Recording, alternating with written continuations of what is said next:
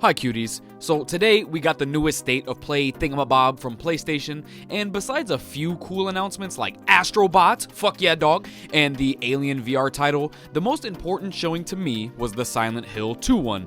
Not only did they drop the release date, they went balls deep on their own Silent Hill transmission, so I reckon we reviewed that some of my bitch. I'm incredibly biased as I am one of the biggest Silent Hill fans on this planet Earth, so let's try to be as fair and objective as possible, my yummies. First, let's just start with the State of Play trailer, which gave us our first look at Angela, who looks like this. I thought to myself, damn, like the stream really fucked her ass up, but then I reviewed it again in 4K, and yeah, she need to get her brows done or some shit, because they fucked my girl up. I'm just playing. It's honestly not that big of a deal to me because they were able to actually improve upon James in a big way. I think he looks way better here. At first, he looked like he was about 49 years old or some shit, and they made some excuse about how, oh, it's because he actually grew up with the original players. Yeah, whatever, bro. They just reverted him back to his late 20s self. Thank you. Anyways, Angela looking completely different isn't a game changer or a pre-order canceller for me, and at the end of the day, it's really one of the least of my concerns with this video game at the moment. After they do the cutscene with Angela in the cemetery, we get a montage of a bunch of action sequences where James is turning into damn near Leon Kennedy, bro. I hate to risk sounding like a broken record, but I really just do not like the direction of switching the camera angles here. It does not give off the classic vibes at all. As a matter of fact, I see nothing but an upscaled Silent Hill Homecoming with these shooting mechanics, dog.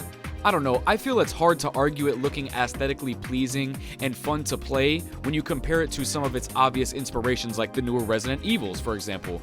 To be honest, this shit really reminds me of the new Alone in the Dark, which handles pretty... Like I said, I don't want to hate until I play, especially because there is some stuff I like how when you pop them bitches in the kneecap, they actually Tim Tebow down to the ground. That's a nice touch. The melee combat, however, is a whole different thing on its own. From what I can tell, they have the dodge mechanic as there's no need to really strafe anymore, which makes it look pretty serviceable to be fair. I don't need Devil May Cry in this bitch because it really is supposed to exude the feeling that James Sunderland is an amateur, and these animations certainly make him look that way. It just feels like all of the combat mechanics look really stiff. There's just no fluidity to them. You could argue that it's done by design, especially because the originals don't really play that good themselves, but this is how they put it, a modernized version of Silent Hill 2, so they're supposed to make it play better, right? I don't know. Anyways, they show a bit more of Angela during her breakdown scene, James fighting the abstract daddy door-looking fucker, and during the fight he gets stun-locked, which also happens at another part in the trailer. This trailer honestly was thrown together, it seems, to show off Angela, and the release date, which is October 8th, 2024. Absolutely perfect timing if I do say so myself. I'm glad it'll be here during the spooky season, and hopefully the review embargo is lifted a few days beforehand because I am still way too wary of this game to straight up pre-order it, despite this being the best trailer yet.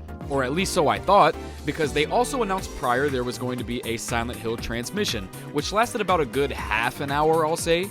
And during the transmission, we finally got a 13-minute raw gameplay clip. Even though I am a hater at heart and I love to thrive off negativity sometimes, there was a lot for me to love from this section. I truly believe that they honestly nailed the fog here. It feels just like the original and isn't incredibly overbearing. The graphical fidelity looks nuts. I'm not sure if it's 60 FPS to be honest, I think it may just be 30, but it does look like a solid, beautiful 4K, if not 1440p, I don't know bro. If the game doesn't have a 60 FPS option, I honestly don't give a shit though, because it simply doesn't need it to be a good experience in my eyes. Back to the gameplay bits though, there are button indicators for interaction with items, and I'ma sound like an elitist right here, I do not give a fuck, they should not be in the game. The Silent Hill experience is enhanced by not really knowing what the fuck you're supposed to be looking for at times. But I am aware this is hella nitpicky, I just don't care. It also looks like James Sunderland is now going to be doing the new modern gaming classic of squeezing through tight corridors and crawling through tiny garage holes, I suppose, to hide loading screens or whatever. Bloober Team went full Naughty Dog here and fully Last of Us-ified this game, and only time will tell if it'll be for better or for worse. My dog Akira is returning for this game's soundtrack, by the way, and I heard a lot of classic sound effects during this section, which honestly made me so fucking happy.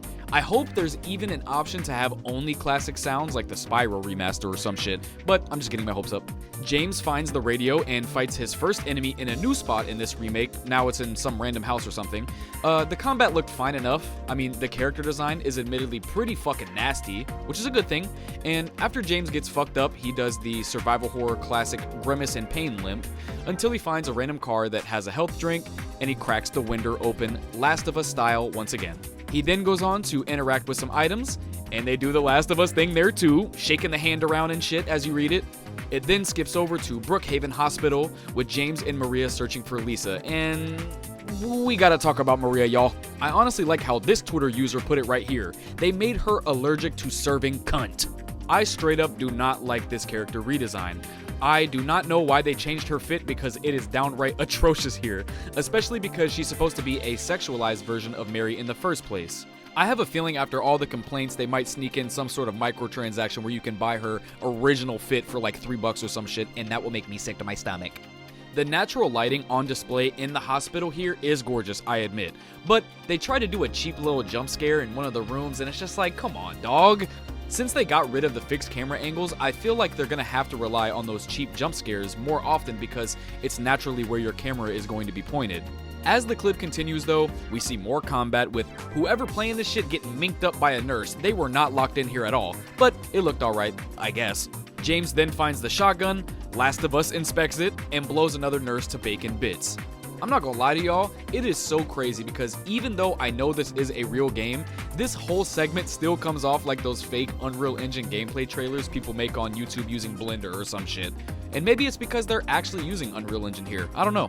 James then goes on to solve a puzzle but gets cheaply jump scared and interrupted once again. Then they cut to what I think is the best cutscene they've had in the entire build-up. I'ma play a small bit of this bitch and I'ma let you guys judge. Tell me what you think, okay?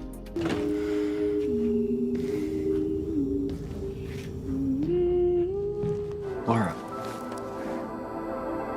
why do you keep running away from me? And how do you know about Mary? Mary's my friend. We met at the hospital last year. Stop lying!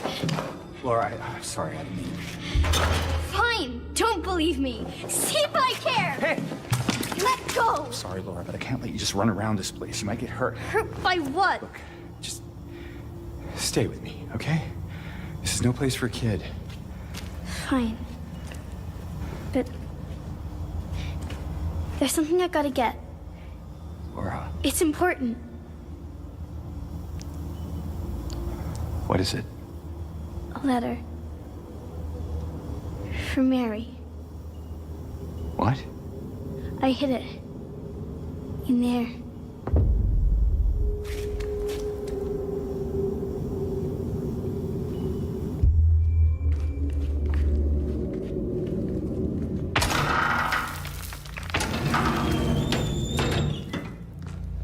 I mean, yeah guys, that shit did not make me cringe at all, and the mocap performance was really solid.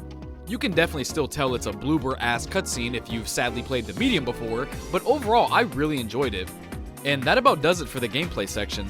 Despite my criticisms, I think Bloober Team did good here, showing off the foggy atmosphere of the town, which is looking haunting, and the hospital isn't looking too shabby either. After the gameplay ended, they did a Bloober interview showcase with the devs, discussing the challenges of modernizing this game and keeping the original's atmosphere intact. And I'm trying really hard not to get hyped because I still feel the impending doom of this game letting me down somehow. But these devs did seem genuinely passionate, so I hope for all of our sakes they do not fuck it up. I'm wishing them the best. They also did a nice little introduction to James and Mary/Maria's actors who seem like they give a shit too, commenting about how their performances are directly inspired from the original. Thank you. It is always a shame when you hear actors being like, yeah, Master Chief is cool and all, but I'm gonna do my own thing. And that was about it for the transmission, unless you want to talk about the sneak peek of the movie based on Silent Hill 2, but I really could not care less about that bitch, I'm gonna be honest. What are y'all honestly thinking though? If you were skeptical before, did this make you a believer? As for me, I think hype is at like a medium level, no pun intended, as I expect maybe like a solid 7 out of 10 experience here. I would be willing to bet there's no way they somehow topple the original or come close to the impact it had. It's an unfair precedent to set because Silent Hill 2 is like one of the greatest pieces of media ever, but I mean shit, the Resident Evil 2 and 4 remakes did it, so no excuses here. Oh yeah, Konami did reveal some cute little pre-order bonuses and shit, but don't pre-order this game, you guys. We must see the reviews. Who knows, it could be like the glitchiest game of all time or some shit. Since we're only a few months away from release now, I doubt they'll be able to fully change anything, but I am honestly hoping for some sort of fluidity changes to the combat.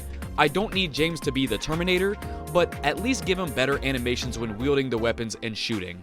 As long as Bloober is able to keep the narrative emotional, impactful, and just overall amazing with the same endings and all, I think it might go down as a halfway decent remake.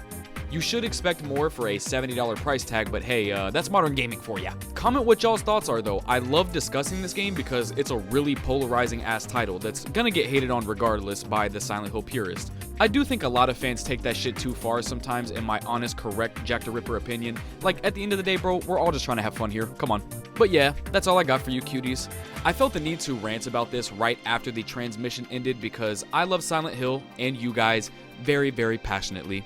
Make sure y'all drop a pyramid head on the like button, perhaps a Last of Us inspection on the subscribe, and I love you guys. Bye.